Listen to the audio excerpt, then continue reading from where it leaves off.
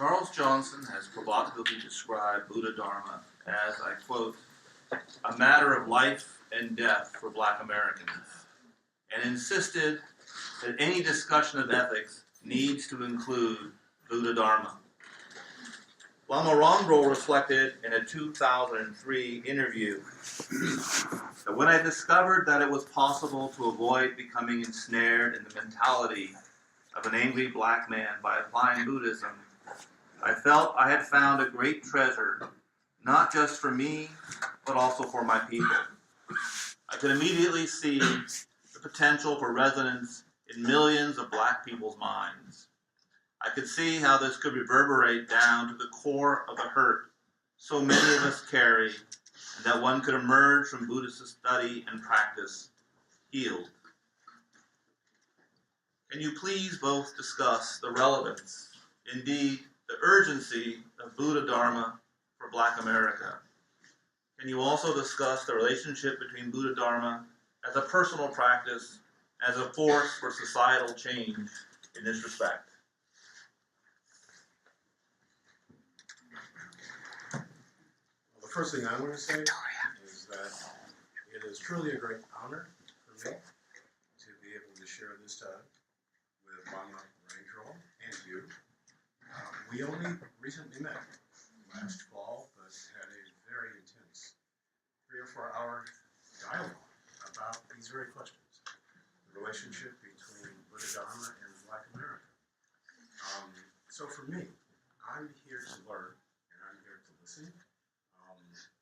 Because this is a very rare experience that we have to receive a transmission of wisdom from Lama Rangdrol. But I will say a few things. I think that Buddhism, the Buddhist experience, is the human experience.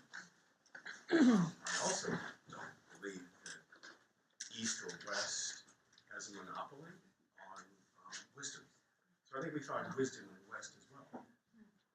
But right now, given the state of our country, and given the state of Black America in particular, I think the Buddhist vision is a healing one and is very important. It is non-violent, it is non-dualistic, and it is something that I think we can bring to our personal lives, our public lives, our family lives. Make a difference today.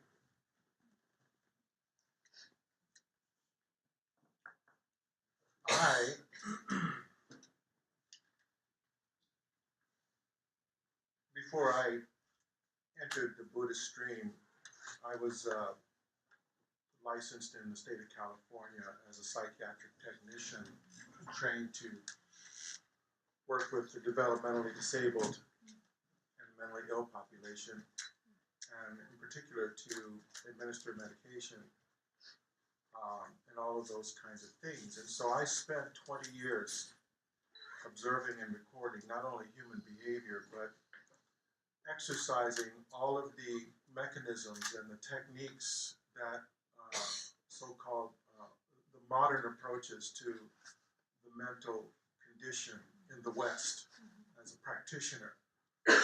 And at times, in my career, I think I tried to estimate the amount of doses of medication, and I put it at about 900,000 doses of medication, of which 80% were psychopharmacological. My mother was a social psychologist who was a counselor at the women's prison in California, Chino, California. So I grew up with a social scientist, and then I had these 20 years of practicum. And I also grew up in LA during a very turbulent time, and so was deeply immersed in the Black experience, LA riots. I was old enough to experience John Kennedy's assassination and Robert Kennedy's assassination, Malcolm's assassination, Dr. King's assassination, Medgar Evers, and these things resounded in the black communities as a dream deferred, a burst bubble never to be able to potentialize again. And so, at the point that I entered the Buddhist stream, this issue of relevance of Buddhism in the healing of the mind in general, in the human condition, but most specifically in the African American condition, because that was the condition that I was afflicted with at the time. And so I asked myself this question as I was perusing outside the known sphere of what African American problem solving is in terms of the generative negativity that affects our lives. I came to Buddhism and I asked this question, and I want to speak to the relevance through it, because we have scholars in this room, we have social activists in this room, we have people who have been on the front lines of creating experiences in our culture to help us to address social ills. And in the context of all of this experiential intelligence, I ask you, as I asked myself, can anyone here in the 2,500 years of Buddhism cite one example of Buddhists attacking Africa?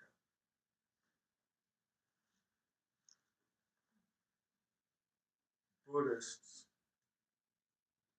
invading the African land, relocating millions of people to foreign lands. And perhaps, like me, you can't come up with an example. And so, at that time, I said, maybe this might be a safe place to locate my black mind.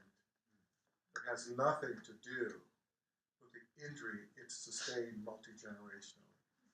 And for that reason, I make the case to America that Buddhism is relevant to Black America.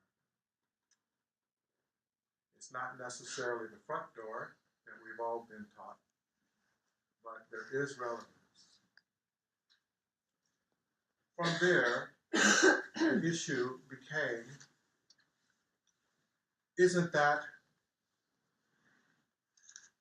confounding the principle of egalitarianism for you to say that there's black Buddhism? And I was assailed and assaulted by the Dharma community for such, and I was disinvited to many places. I had, for those of you who know the Dharma community, I taught at Spirit Rock, I taught at San Francisco Zen Center, Green Gulch. I was the first teacher outside the Thich Nhat Hanh's Order of Interbeing to teach a retreat alone.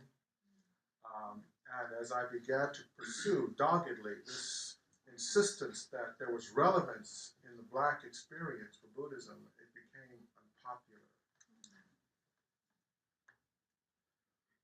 And my response then as now is this, that the Dharma is like, in England, I guess they call it an apothecary. Here we call it pharmacy. The Buddhism is like a pharmacy. It has many different medications and salves and to heal the human mind, for all human minds. But we all must understand that certain medications work for some while others do for others. And so there is a African American prescription that is not in contradiction to the idea of a pharmacy for humanity. And who would stand next to a person at the pharmacy getting their medication and say to a person standing next to them who is African American, hey, don't take that medication, I want that. If I can't have it, there must be something wrong with it. You need to take what we all take. Who would say that? And so slowly, I realized that what Buddhism really was, a healing system for the human condition that, unlike us, is not separate but accessible. That our job is to find what about it works for us, and not to worry about so and so over there, or that community, or this community. And so this issue of relevance, I think, is important. And when I made my statement that I had found something that I felt that could not only heal me, but could heal my people, I was referring to the inexhaustible healing, millennia proven, sustainable, free,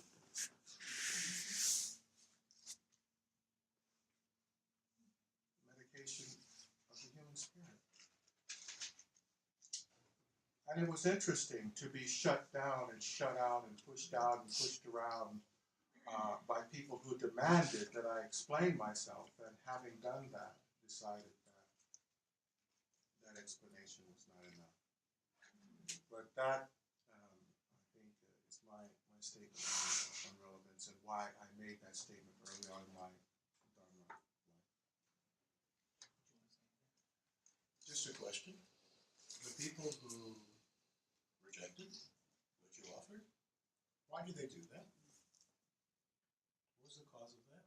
Fear? Was it the belief that perhaps Buddhism was something alien to their experience? Or, I don't know, why? It was an American reaction. That's all. It's an American reaction. Listen, the black Christian church, and there's a church in San Francisco, it's the oldest black church west of the Mississippi. And that pastor went on record in the media saying that, because I was teaching in the community, that any black person who turned their mind to Eastern religions and philosophies was a traitor to the race. And not only that, more deeply injurious, he said, was that individual was a traitor to the legacy of Reverend Dr. Martin Luther King Jr. and the Civil Rights Movement.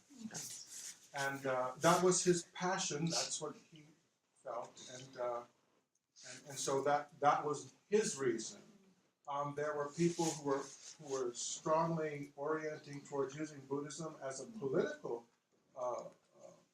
tool, and so the fact that I was a man and I represented patriarchy brought the grief. And then that I was heterosexual in the LGBT community teaching, that brought grief. Then there were, the dominant culture of Buddhism at that time was white, and there were white people who just didn't feel comfortable with the black. Was he talking Martin Luther King? Was it going to be a Louis Farrakhan Buddhism? I mean, so that's why I say it was an American reaction that I misunderstood at the time in terms of the depths of the teaching that needed to go on in order to actually make clear that this Buddhism could be a friend to our culture and to our people, and that there are some people who would greatly benefit from it. And to that extent, we are bound to provide access. And that America is not the world. The world is vast, and it has many things that we can tap into to support our continued evolution as a great society. So it was an American reaction, I believe. May I just say, when I went down into the gangs, because I taught in the affluent area of Marin, I taught in Berkeley, I taught in Oakland in the middle class, and then I went down into the gangs at night. At times I was escorted by the Nation of Islam's FOI, because I knew that they had, the gang members respected them and there was going to be peace. And And so when I did that, I was surprised to be invited, like I'm invited here, by the gangs to come and talk about Bodhidharma. And when I went, I went into a place and there were young men who there was a new design pant that could hold a firearm, and you know, you could tell by which way the pant sagged, you know, what was going on there. And but there were candles, and around the room were statues of Bodhidharma. You see, and so I felt that it was my responsibility to not abandon them, even though the infrastructure of American Buddhism extricated me from my Dharma career in a more public way. The next set of questions, I'm going to list some topics. I'll do it one by one. I think they're topics that are of profound interest and great concern for all of us. But I think they're also ones that are felt with special force and urgency and poignancy by Black America. So the first topic I'd like to invite you to give a Buddha Dharma reflection on is the Black Lives Matter movement.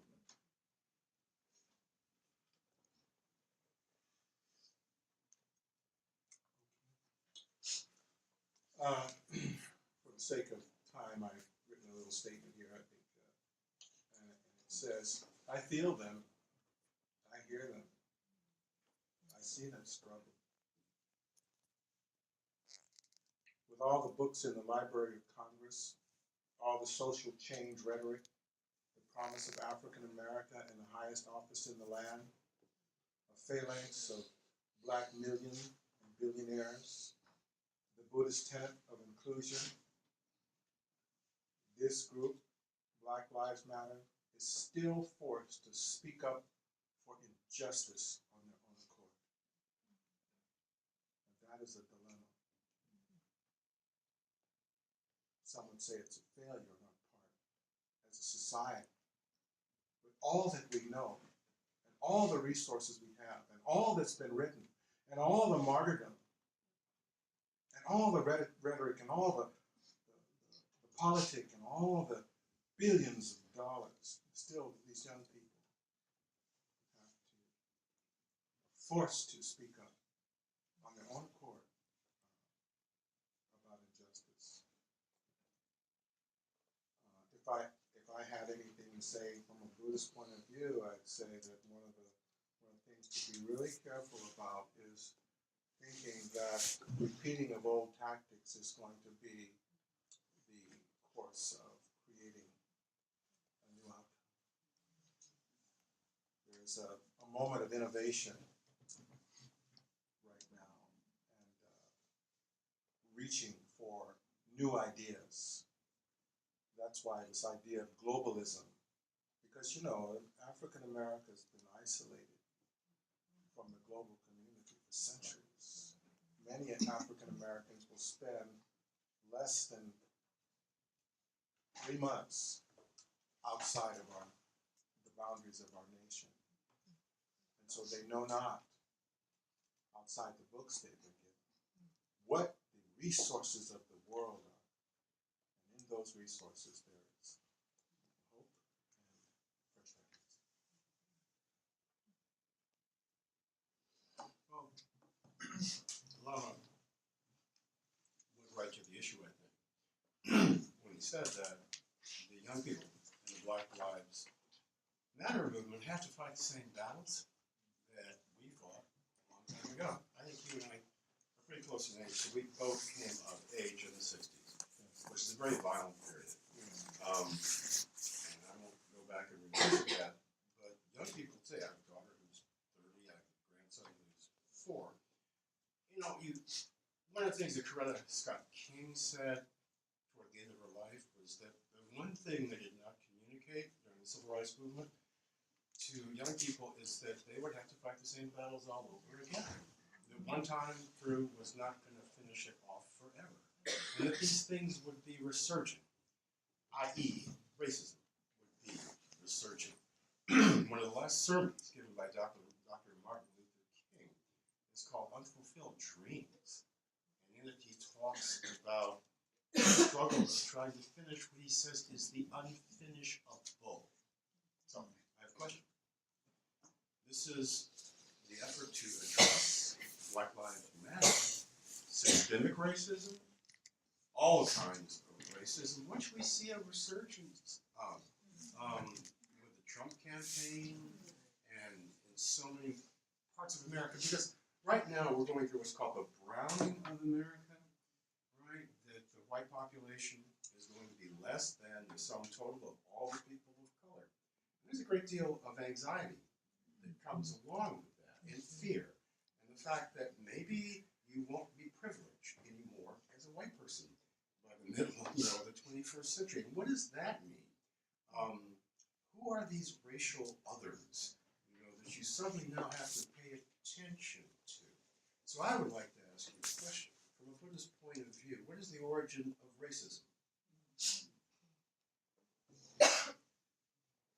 Why do we do this to each other? Racism is simply negativity focused on race. That's all it is. Is there such a thing as race? Neither is there nor is there not. Meaning, Nagarjuna. Yes, race does exist. For one to walk around in this physical world and think that race doesn't exist is like walking down the street thinking buses don't exist. So it's a reality. At the same time, the location of it cannot be found. If you can cut people open and expose all of their inner parts, you'll not find a white person or a black person. Matter of fact, you'll find interchangeable parts. You'll find components that defy any concept of race and are greatly sought after by people who are on the brink of death. Right? So in a way, yes, it does exist, and it's a problem, and it has to be dealt with decisively, because it is only a source of negativity and injury to the human spirit, and that has nothing to do with black or white people, black people.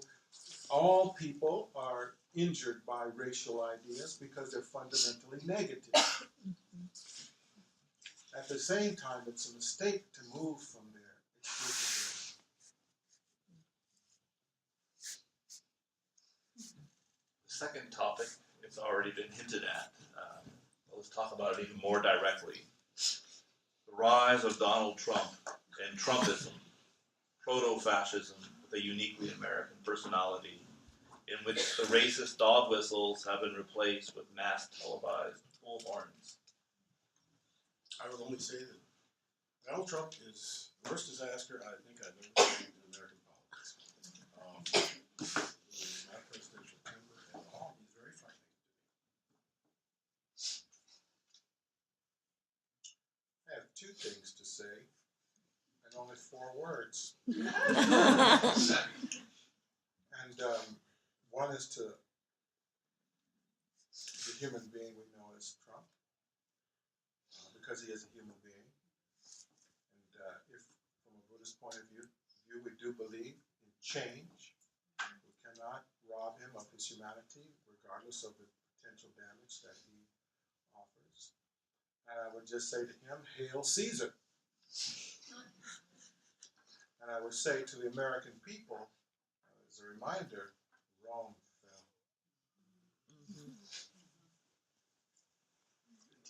Third topic. Third topic. The mass incarceration of black Americans, especially black males, what Michelle Alexander has powerfully analyzed as the new Jim Crow. What would you like me to say about it? I mean, that's a fact, right? It's an egregious fact. Again, I think we're living in truly dangerous times. We are 50 years past the Civil Rights Movement, and I think that I don't want to go on too long about it because I just start getting cranky. Simply said, yes, what you've stated is a fact, and it has to be addressed, I believe. But you know, I think there's deeper questions here. You know, you have this incarceration of young black males who are in that endangered zone from about age 13 to age 34. When anything can happen to them, you know, they're an endangered species, is how they're often referred to. But you know, you just don't put somebody in jail and take away 30 years of their life or 50 years of their life. You take them out of their family, right? And that family is wounded and damaged. Those children do not see every day their father as that person is growing up. The mother has the responsibility of shouldering, as a single mother, and there's 70% of black kids in this situation, the children by herself. So it's a ripple effect. It's like throwing a stone and you get the ripple effect throughout the entire community. That, I think, is what is so damaging and caused so many wounds for black Americans. And we have to heal that. We really, really have to heal that, starting at home. First and foremost with the people who are closest to you, i.e. your children, your wife, your spouse, your mother, your father, your brother, your sister. I don't want to sound like a black nationalist necessarily, but I did grow up in the 60s, okay? I think we really have to heal some of this ourselves by our daily actions as parents and grandparents and husbands and wives and so forth and so on. Agreed. I have 4 children, and the last 2 I decided to homeschool during middle school because of the environment of the school itself. I didn't want to impact them because that's a key moment in a human being's life where they must learn how to study. The skill set. Forget the subjects, and that's what I told them. This is math, that's geography. Forget about that. Understand that there is a way to study this and work that muscle. And so, as a parent, as a Buddhist, yes, but as a parent, I know what it's like to live a life daily in fear, including today, of being criminalized and felonized for reasons that have nothing to do with who I am. And I've witnessed many of my friends, many of the people I grew up with, unfortunately, suffered that indignity. But about Michelle's work in particular, I like Michelle's work, Michelle Alexander Young, and the new Jim Crow, and I've had some Facebook exchanges with her on some things. I told her that we understand the problem, but what is the particular mind science that can be used by young people to comprehend how to navigate and circumvent the barbs of injustice that will most certainly plague the rest of their lives? What is the specific mind science? And I find her work short on that conversation. How to countenance yourself in a way that when the worst comes, because it comes, you will not fall into the traps that have been set for you multi-generationally. To the traps that have been set multi-generationally. Yeah. One of the metaphors I've used in my writing, because it just strikes me as very strong, is that if you're black in white America, I won't say any person of color in white America, but if you're black in white America, it's like you have to walk across a minefield. And it has been seeded and planted with mines and IEDs by black people and white people. And when you look all around you, you see people who put their foot down in the wrong spot and got blown to smithereens. And so here's the question if you have children. Do you tell your children, that's a minefield, and you're going to get blown up if you try to cross it, because then they'll sit down and not do anything, right? They will give up, and that is not what you want to tell your children or yourself. Because here's the trick. The trick is others before us have tried to cross that same minefield, right? Our elders and our predecessors, and those who came before us. And they have shown us ways to avoid mines, paths that we can follow. That wisdom, I think, is something that we need to appreciate more, right? As we cross, as you say, this minefield of traps. Here's what I told my kids. You have to understand that your mind is like a tool. And you have to understand that this is like a game. And you have to look at what happened when America decided to give black people basketball. What happened when they decided to give them a golf club? What happened when they decided to give them a tennis racket? What happened when they decided to let black people take a football and run down the field? Because just like those things are tools, so is your mind. And you must understand that there's nobody coming to make you a professional human being like a sports figure. But the requirement of you to press yourself to genius if you can is your burden. Could you expand upon that a little bit more? Because we have an economy now that is no longer an industrial kind of economy, like my dad, that he grew up in. It's a service economy for a lot of people with temp workers. That's one kind of economy. And we have the information economy with the emphasis on not the humanities and liberal arts, but STEM, science, technology, engineering, and math. Could you expand a little bit more on what you think at this historical moment with this kind of global knowledge-based economy we should be doing, and how does Buddha Dharma fit into that? Well, as was mentioned, I've taught a lot in India, primarily in the untouchable community, starting in Mumbai, formerly Bombay, and then traveling 1,000 miles inland, teaching at major centers and small viharas and in the untouchable slums and in many places. And in the slums of India, where people pick vegetables, undigested vegetables out of feces in the sewer and boil them for sustenance and hope that they can catch a rat that day for protein.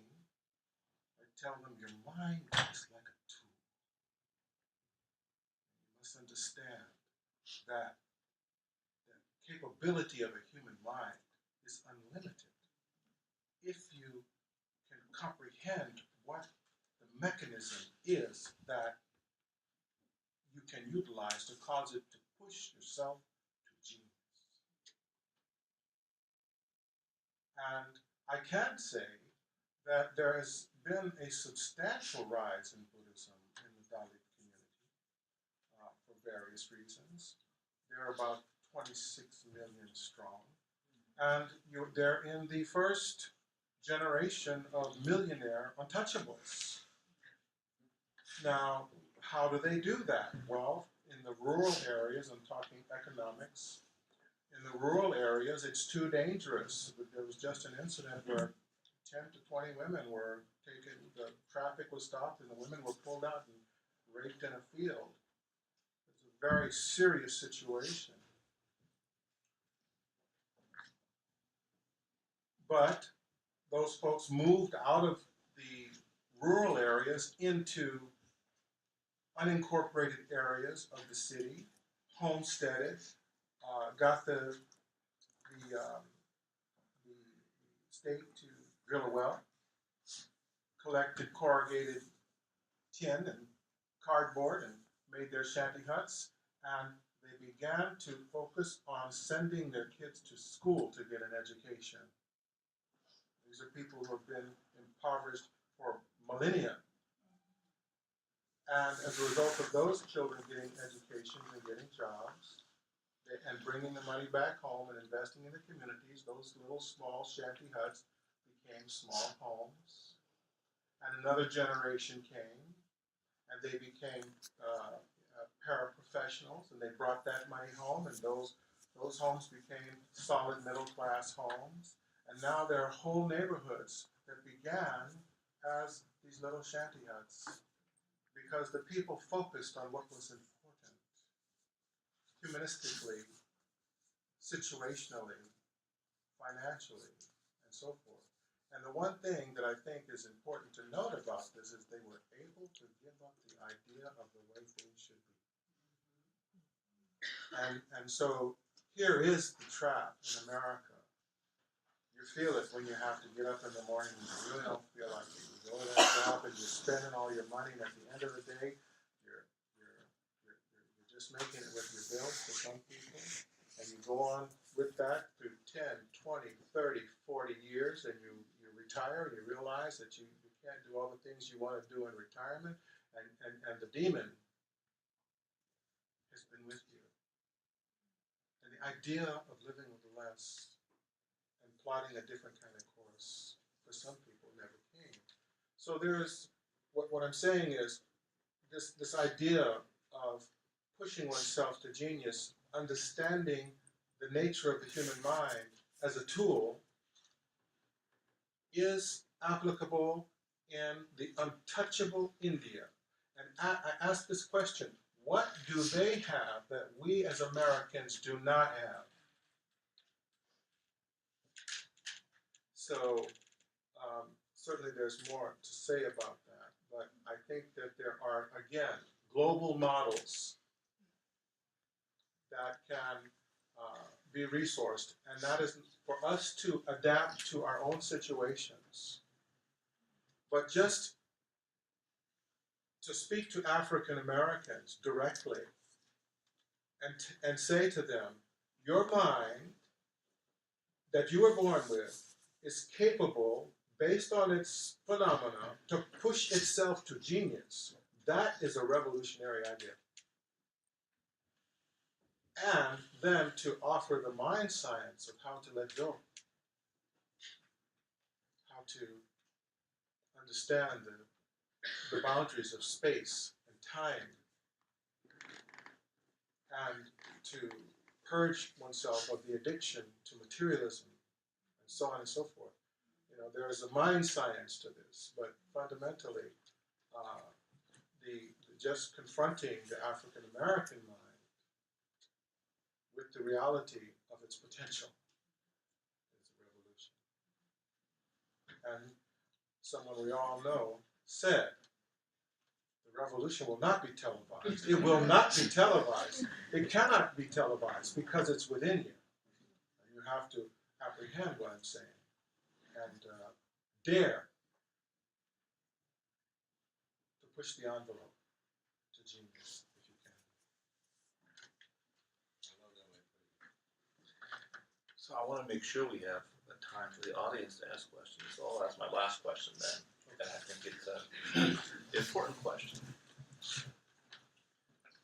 Frequent mass shootings, a bellicose foreign policy, police brutality, even the rhetorical aggressiveness of Trump and his many supporters are just a small fraction of the many examples that one could cite as evidence of the immense and pervasive violence that saturates our culture.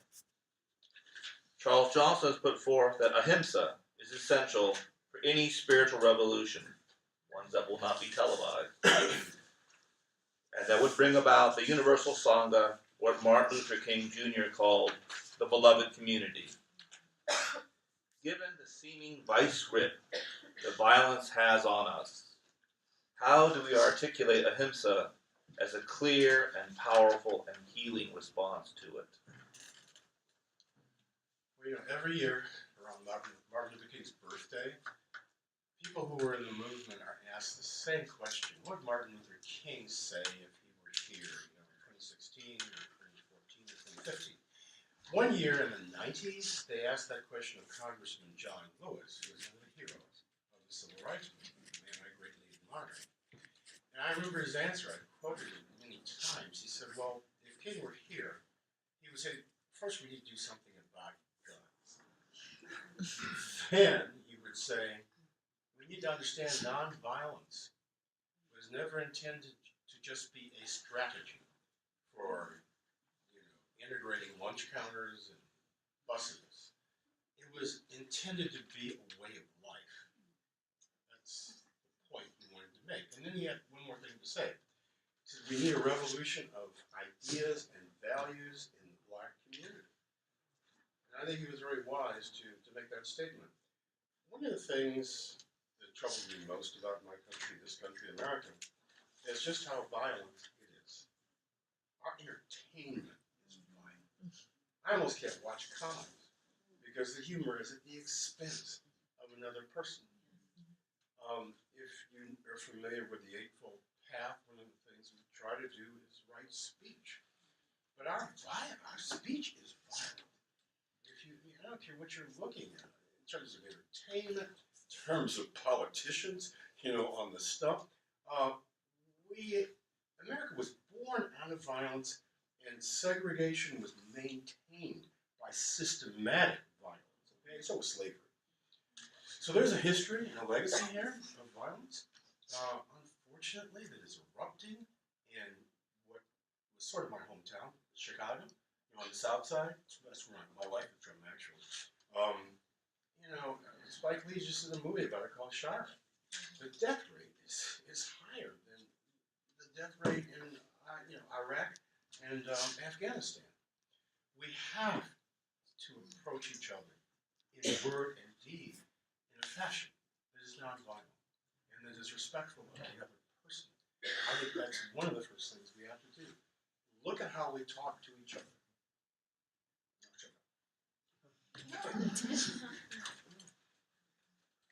Well,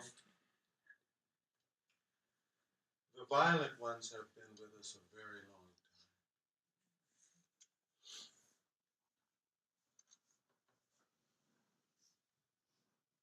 And we've always had to cope with them, and there's plenty of evidence to suggest that they will continue to be with us for a very long time.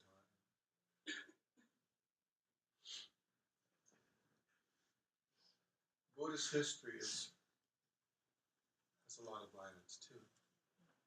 So let's not kid ourselves. Ashoka of India, stunned by the violence of the battlefield, decided to convert the entire nation to Buddhism. Still, if anybody attacked India, he had to be violent, and he was annihilatively violent. Jayavarman VII from Cambodia, and I've had the honor to be in Cambodia and speak to some of the Buddhists there who were forced to fight for the Khmer Rouge. One gentleman in particular was given to a monastery as a young man, and then Pol Pot came and they killed many of the monastics, but he survived because he was a body carrier. And finally they gave him a gun and told him to go out and fight the Viet Cong, and if he didn't, they were going to kill him, so he became a soldier. Kublai Khan, the Mongols, a very violent Khan. Shogun period, there were violent warrior monks in Japan. Shingon, Bodhidharma, founder of Kung Fu. The Mahars in untouchable India, the untouchables were used to fight the upper caste Hindus and ultimately defeated them and caused the Hindu nation to fall to the British. The people that I'm saying are now Buddhist. And I just wanted to take a moment to talk about a very important group of violent people, and that is the 442nd Regiment Combat Team. Are you familiar with who they are? Okay. The most decorated, segregated military unit in American history, 21 Medals of Honor, 52 Distinguished Service Crosses, 560 Silver Stars, 22 Legion of Merit Medals, 15 Soldier Medals, 4,000 Bronze Stars, a Congressional Gold Medal, being inducted into the French Legionnaires, and so on and so forth. And we know now that that group were Buddhist. Well, you think that, you know, Japan is a place where there's a lot of Buddhism. And so the Japanese community here was Buddhist. And there was, if you read the history of the internment camps, you'll find that there was a huge debate that went on among the Issei and the Nisei. The Issei did not want them to fight because not only was it, they had feelings about being interned, but they were Buddhist. And these young men and women, volunteered and distinguished themselves as Buddhists on the battlefield. And so we have to be careful when we have this kind of idea about what Buddhism is and we want peace. But we do understand violence too. And the violent ones have been with us a long time, and at times the Buddhists have been violent ones. The difference is, from a Buddhist point of view, that we really are clear about the choice. And to the extent that we devote ourselves and our families as role models for a community who has nonviolence as a tenet, we can reverberate throughout society and be a model for the world. And this is our role in it, not to talk about it, but to embody it and give room in our hearts for those who didn't have the choice as we apply ourselves in the nonviolent craft, knowing that when we take a stand for nonviolence in our own mind, that we can do it for them. So it's not so much the number of us, it's the depth of the commitment, because we know the power of one nonviolent human being focused. And so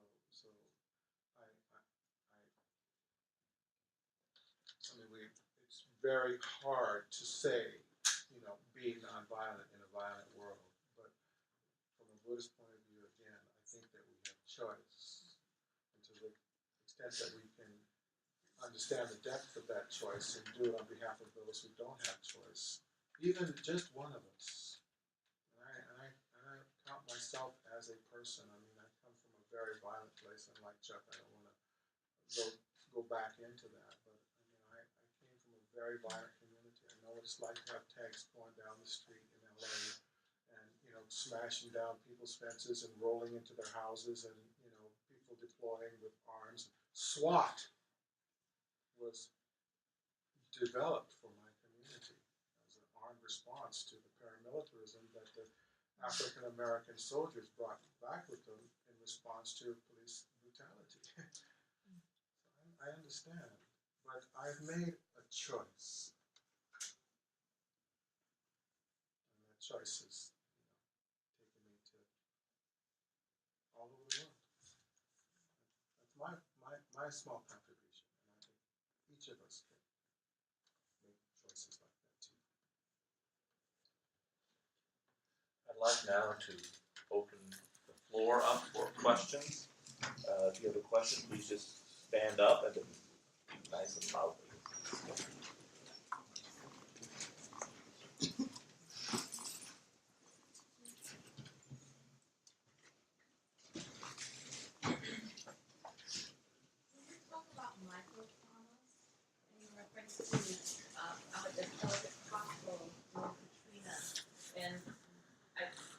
I saw this big glass of water, and I don't know, something, I just stopped, and everything slowed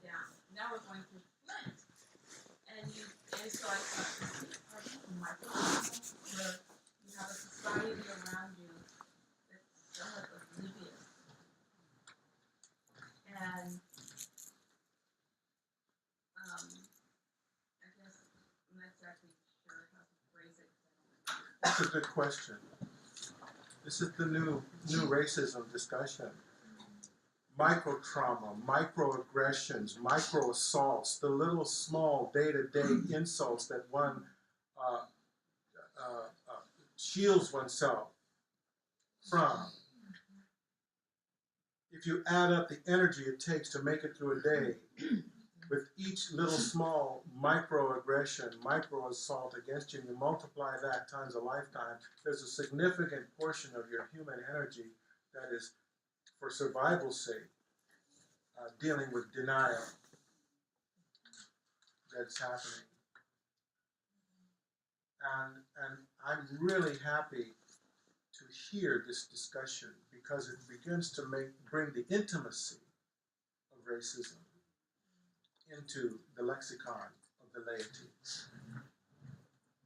Because we need to and we can talk to our friends and our family and our community members about, hey, you know, the way you kind of looked at me just now, that really, it bothered me. Or the way you turned, or how you spent so much time with this person, and then you were brief with me. All of these little tiny things we can begin to discuss among us. It's a new place. If you haven't had this conversation yet, you don't understand what I'm saying about micro assaults and microaggressions and micro traumas. It's a good place to begin to focus. It's kind of like the microscope of racism. Because we do have people now who are sensible, realized, and really are open to discussing that which they do that they're not aware that they do. This, by definition, is the micro assault. It's not something a person actually intentionally does or has any presence of forethought about. It could be habituation, it could be misunderstanding, it could be a kind of social ignorance. It has many different manifestations, but the fact is that, that we are capable of sharing these ideas. And Buddhistically, we can prepare ourselves for the response, because sometimes people don't want to hear it. And their first reaction is one of two things. They will deny that they're doing it, or they will blame you. You talk to a person who's depressed, you say, you're really depressed, and I want to help you. And they will tell you, I will be less depressed if you stop talking to me, right? Or really agitated, hey, you need to kind of calm down a little bit because it's a little large right now. I will calm down when you stop talking to me. There's this kind of, when a person doesn't realize what they're doing, their first thing is to project the cause onto the person who's trying to deal with them. And that causes people to be afraid to discuss what's really going on. And then there's the,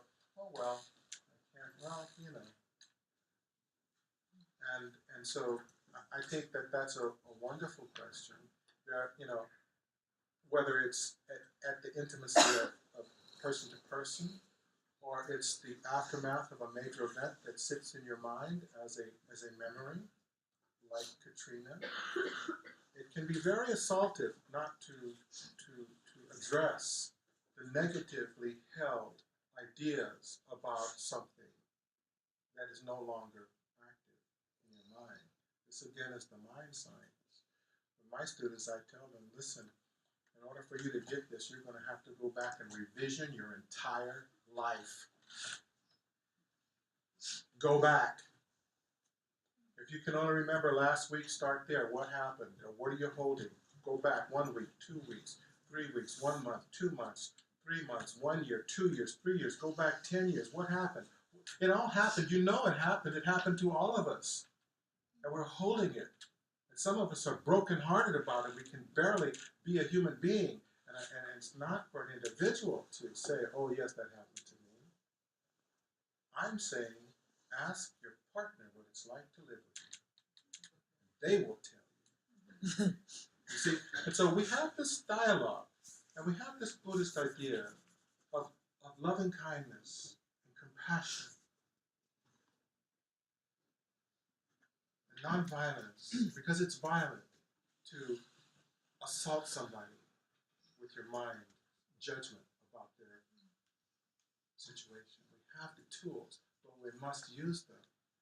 And for my African American students, I say you must use them because of the vestige of slavery in your mind, and the vestige of slavery that's in your family, and the vestige of slavery that's between you and your partner, and the vestige of slavery as you go back to mom and auntie and grandma and great-grand.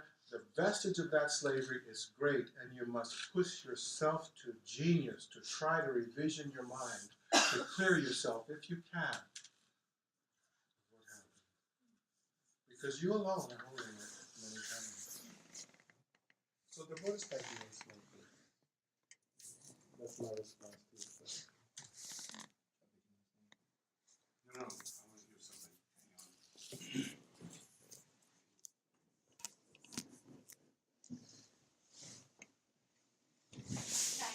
Hang on. Lama, you said that you had had some of these teachings. I was just curious as to what the reaction was. If they received you with arms, or was there some rejection? Who's that? You had mentioned that had some of these teachings with the gang members. Uh-huh. So I just wanted to But they were fascinated.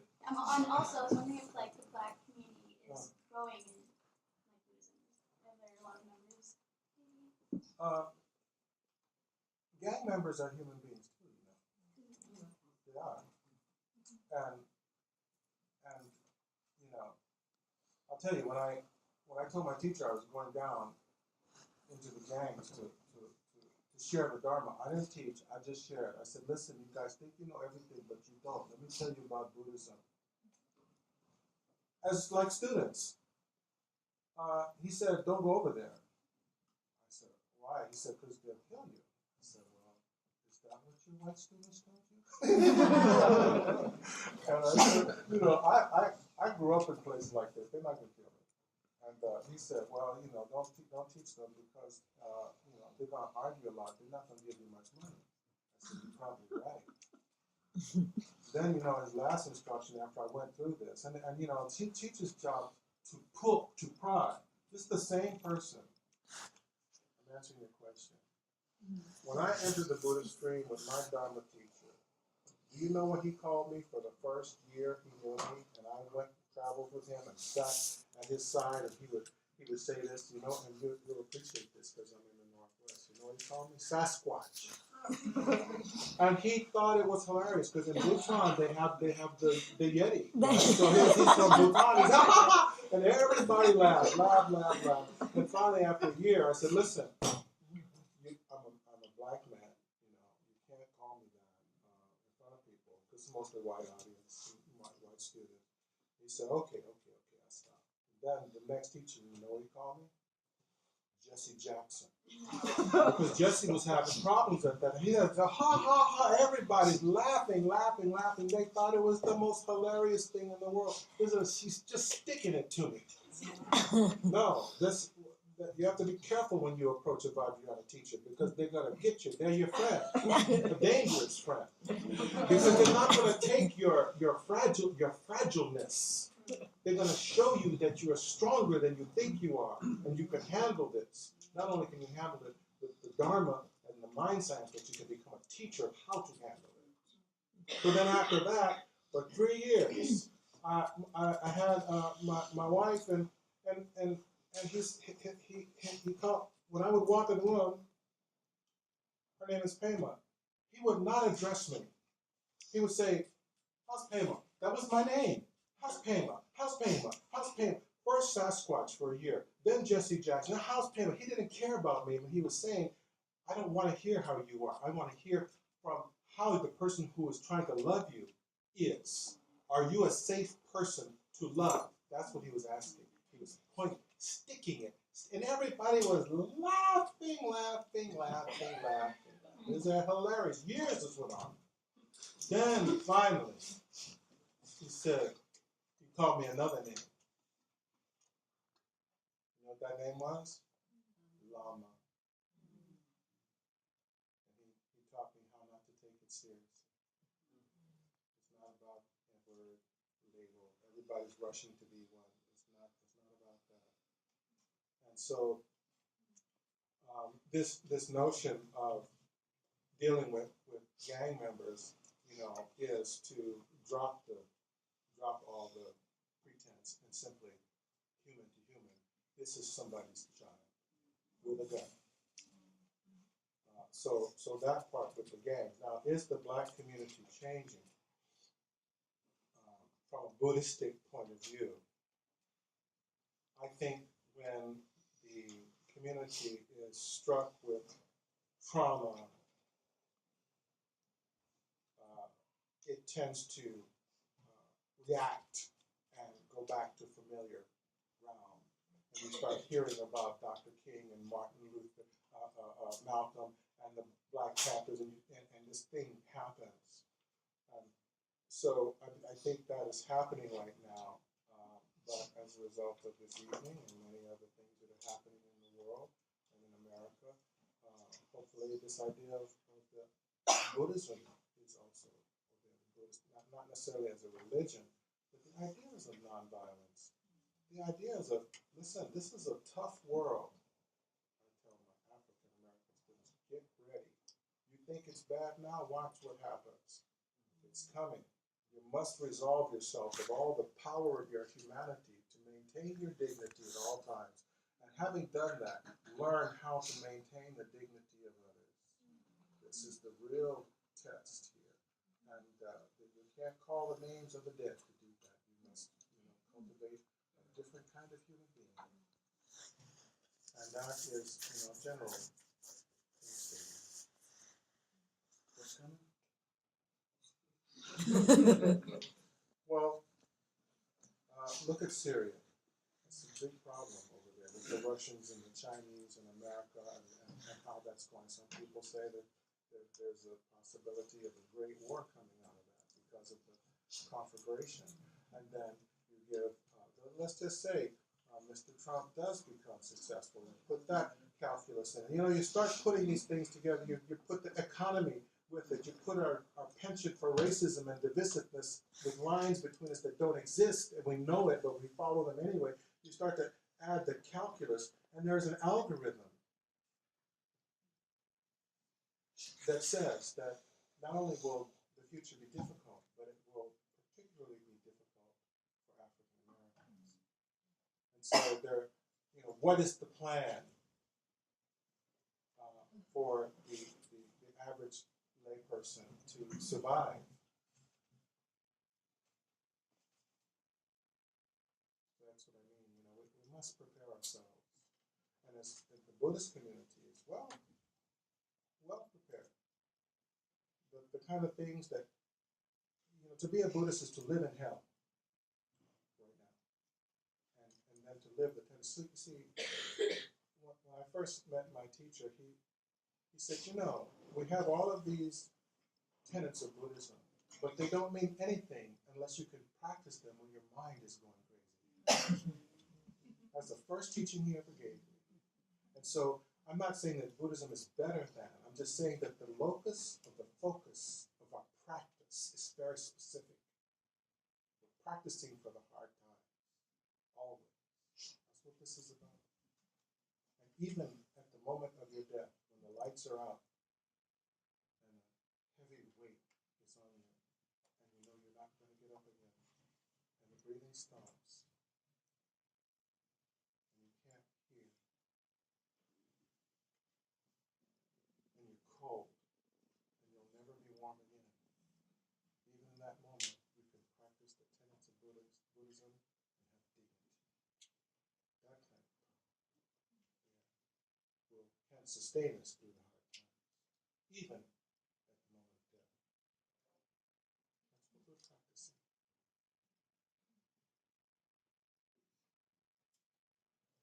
That's what we're practicing. Another question, please. So one thing I feel is that in the United States, people are often challenged by contradiction. And I think the one thing that came up in this conversation is that there's a lot of paradox in talking about race. Like earlier when we talked about how race don't necessarily exist. But on the other hand, you said that to move beyond race would be a mistake. And this is something I feel like I can get. But I think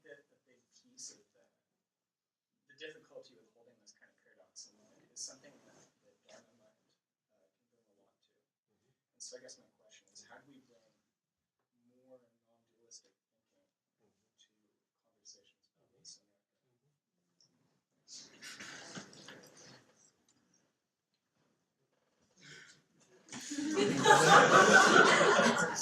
So, in speaking to Buddhists, I'm going to explain a little bit about Vajrayana.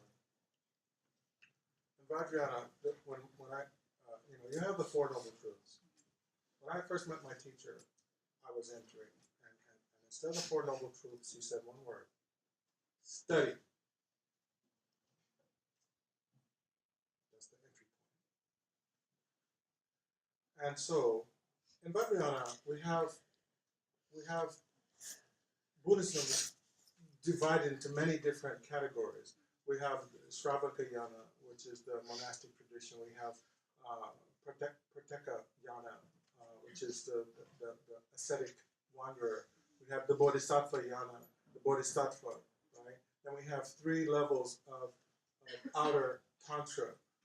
These are with the deity placed outside of us, and then we have 3 levels of inner tantra. So there are 9 different approaches, and they are considered to be like highways to the same city. So no matter how they twist and wind, there is no contradiction because they are united in the destination. Okay. Now, then we have that is condensed into the monasticism, the bodhisattvaism, which is usually the laity involved person, and then there's the tantric aspect. That's 3. That's only 3 rows. Then there's 2 rows. One is called the causal, and one is called the resultant. The causal is the Buddhist approach that is focused on this is happening. In order for me to stop it, it's a cause. I must take this out, or somehow understand the interdependent origination of this, and then take out a factor or 2 that will cause it not to happen or allow me to redirect it into a more positive way. That's called the causal vehicle. The resultant vehicle has to do with something I can't go into too much, but it has to do with the understanding of the mind's proclivity for time and space continuum. And we can, what's the first word sentence in the Bible? At time, see? So the mind has this. It's not a judgment, but there's this causal and this resultant. So that's 2 rows. Now, go back to 9 rows. Not only is there, and this is going to answer your question, hopefully definitively, and it's a very good question. If you have all of these different vehicles, each vehicle has a view. So there's this view of these 9 vehicles, and this view of these 9 vehicles, and there's 81 different views. So when a person asks a question, Buddhist question, there can be 81 different answers, all of them correct, none of them in contrary to any other, because the destination is the same. And this type of teaching, which takes out even the notion of paradox, the notion of dichotomy. When you're going, you leave your house and you want to go someplace, you could take this road or that road or this road or that road. That's not a paradox. It's simply a decision that needs to be made based on your proclivity. Now, in the Buddhism, it's not, some people like to walk. Some people like to drive. Some people like to ride a bicycle. Some people like to take a plane. Some people like to fly through the air. Some people, there's many, many different ways. And so the resolution of the paradox is not in resolving the paradox and ending duality, because I'll tell you, Buddha taught many contradictory ideas because humanity needs them. And so the non-dualism is not in resolving the paradox. It is understanding the positioning of the various paths. And therefore, and Nagarjuna explained this in Madhyamika Prasangika. Listen, neither is it nor is it not. And neither is it one way nor is it not that way. The middle way. It is both. It is interdependently one. And so this logic system of resolving difference is part of the mind science. It's handed down from Nalanda and the constellation of universities that were associated with it. Because you have to understand back then that human logic was the core study. And the logic's purpose was for individuals to use to address ignorance. Can you imagine universities, a constellation of universities like here, whose only subject is how to understand the dream that results from misunderstanding? And that's why I gave you that exercise in the beginning. There's no lines. There never has been. That's a misunderstanding. How do you confront that? How were you habituated to that? How do you expand that in your relationship with people and your dividedness and so forth? So the answer to your question is that the human mind is capable of healing its own ignorance using the logic, not to end duality, but to understand context so that you can become aware. Now, does racism exist? Yes. Does it exist? No. There's no contradiction.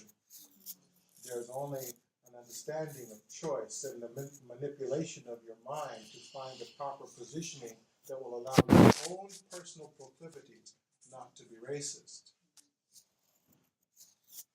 This is the mind science that, that I don't have time to go into more deeply than that, but there is duality is the concept of duality. It cannot be resolved. I hope that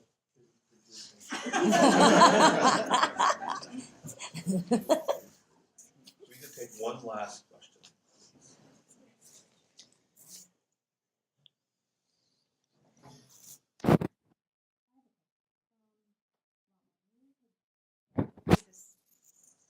Told us a really great story about the Dalit community in India, Yes.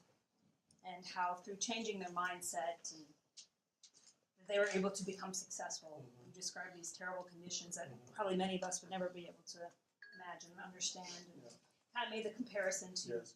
African Americans changing Yes. their mindset. Right. And so I'm trying to understand Buddhism as, or I'm hearing that Buddhism is a way of helping us to understand suffering and try to manage our suffering, to deal with suffering, and that's definitely something I'm African American. How do you manage, racism and other kinds of oppression? So it seems to be speaking to people who are, oppressed, and especially the African American community. But what does it say to the oppressor? What does it say to white privilege? What is it? Because when I hear that, I always think, well, I understand we can change our mindset and that we can, strive for success, but I almost think of blaming the victim in some ways, and so I wonder how does that speak to the oppressor Good and privilege? question. Okay, so let's take a look at that. First question: is that happening in your house? Because if it is, you need to deal with it. Sometimes people want to have a global answer to a very specific locus of focus question. So it is a matter of human energy. You only have so much energy in a lifetime whose length you do not know. And so it's important to think more in terms of how to manage the programs on your CPU. Because you only have so much energy. If you're a person who's in a position to change the world, change it. But sometimes the only world a person can change is the intimacy of their relationship with their significant other. Okay? So don't overexpend your energy in life trying to accomplish things that you cannot accomplish. That's why the first issue is that happening in your house? And I asked another question. There was one time a student came and I was sitting with one of my teachers and said, "Oh, Lama, listen, I have a terrible life. I don't like my job. My car broke down. My children hate me. My relationship is on the rocks. I'm just having an awful time. I don't know. Can you please tell me how I can end suffering for me?" Of course, the Lama said this American question. And he said this. He said, he asked some questions. He said, "Do you have a roof over your head? Yeah. Do you have food in your pantry? Do you have someone who loves you?" Yeah. What's the problem? Do you not know that that's more than most people have in the world? You want to change, the locus of this is very small. You must start there. And some people can accomplish this very intimate application of these ideas and these skill sets and this science, and they can stabilize their home. How can you, some of you are activists and you know the life story of activists, do you know how many activists have done great work to change our society, but their families suffered deeply? Their children were completely, So the Buddhist idea is to understand your responsibilities as a human being at home first. Then to begin to grow in your scope, always measuring your energy, so that you make sure that you're able to provide sustenance to the immediate group. Can you change those oppressors? Can you? Some people can. Some people with a stroke of a pen. Done. That's more different. Are you that person? No. The other thing is, listen, we're all injured here. We talk about non-duality. See, the application of non-duality hurts. When you start to actually apply non-duality, it means that you, as a Buddhist, must understand that the people who you call oppressors are suffering from a delusion of being an oppressor. Ask their children. They're not happy. The wealthy, oh, look at them, they're so rich. Oh, gosh. Big problem, I have wealthy students and so forth. And the travelers, oh, they travel in the world. I don't know. Everybody, all human beings suffering. You know the story of the mustard seed? The person who goes in the Buddhist, the Buddha told this woman who, oh, my baby died. How do I survive? He said, go to a house in the community and bring me back a mustard seed from a house that didn't have any suffering. She went all around, asked everybody, couldn't find a house that had no suffering. So she went back to Buddha. I couldn't find a house that had no suffering. He said, see. All of it. So, the approach is to take care of your own in your space. Be gentle with humanity. And when it comes time to resist with the conviction of the 442nd Regiment. When you know that there is wrong, and you can do it without expending your life energy to the point that you damage the people you love, and you can maintain being a safe person to love, then that time, there's nothing in the Buddha Dharma that says that we cannot be convincingly, decisively active. Right? So there's nothing about what I'm saying that takes that away, but it is a reminder about your limitations as a human being and your responsibilities to the people who you say you love. That's the matrix. The algorithm of that will create a better life for you.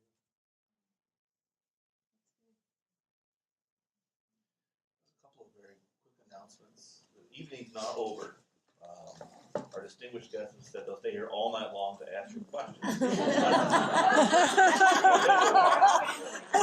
The official part is about to come to an end.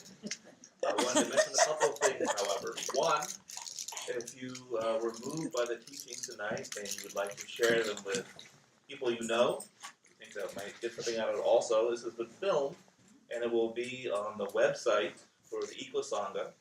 Yes. Right here. I'll run it up here for you. So you look go on it. It's a free site.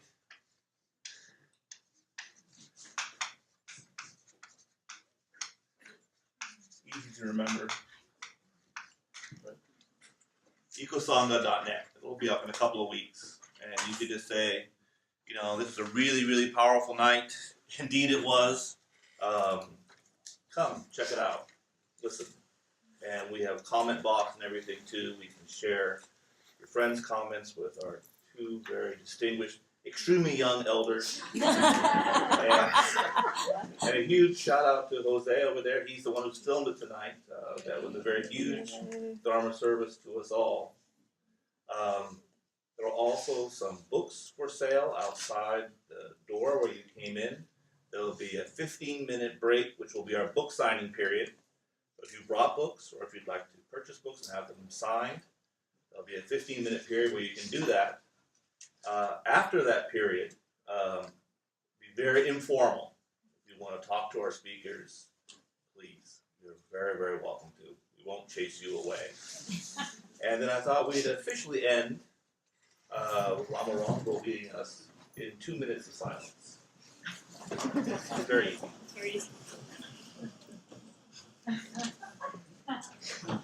Silence means quieting the body, but it also means quieting the mind.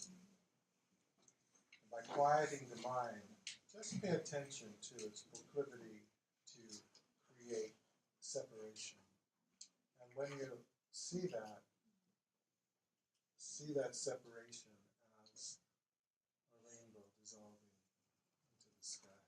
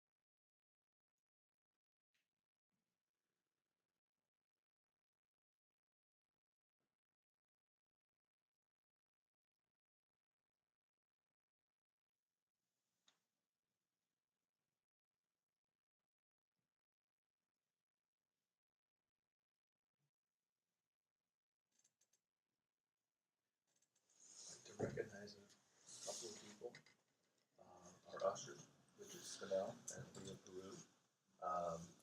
Leah is also the web mistress for our website, so we owe her a big debt of Dharma gratitude.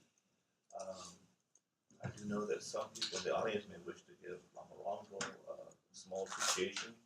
They will have envelopes, so please see Leah or Bridget to collect an envelope. Another big shout out to Jose, who filmed this for us tonight, and a big recognition for all of you here tonight. I recognize many great teachers in the audience, my wonderful, fantastic students in the audience, fellow Dharma practitioners. A really huge shout out. Thank you. You brought so much beautiful energy and power and hope to this room tonight. And finally, the hugest, most precious recognition goes to our two very, very great teachers. Thank you very, very much.